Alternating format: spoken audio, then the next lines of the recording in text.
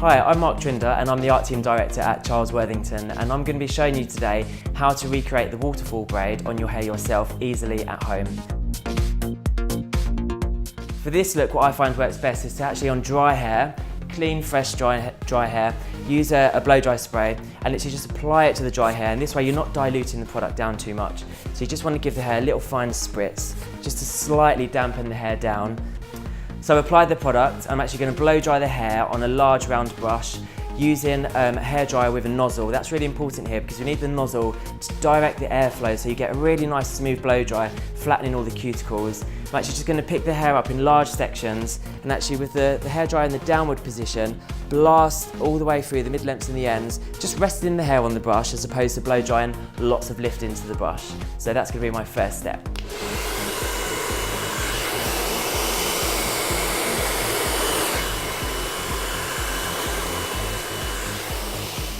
Okay, it's also really important when you're doing a blow dry to not forget those little fine flyaways around the hairline. What you want to do is actually use your round brush and using the nozzle blow dry all those fine flyaways back away from the face.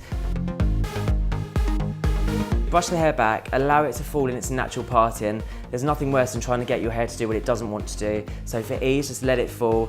Naturally here it's falling to the right hand side. So you want to start this braid on the opposite side to your parting. So using a large comb, just allow the hair to be quite smooth.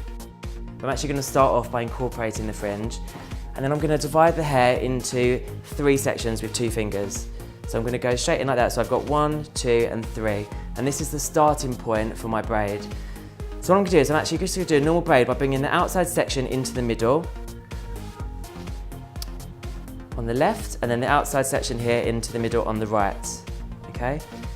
So that's the movement for creating this look. The next step is actually your one on your left you want to drop, and then you pick up a fresh piece of hair on the underneath of the braid. And that's now my left hand section I bring into the middle.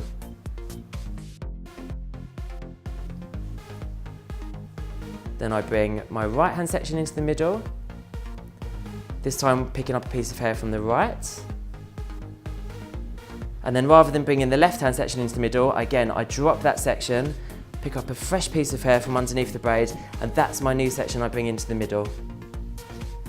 So again, taking quite loose sections here, you don't have to be too clean about this, but it's remembering to always drop that section on the left, and then you pick up a fresh piece of hair from the underneath, which you then bring into that middle.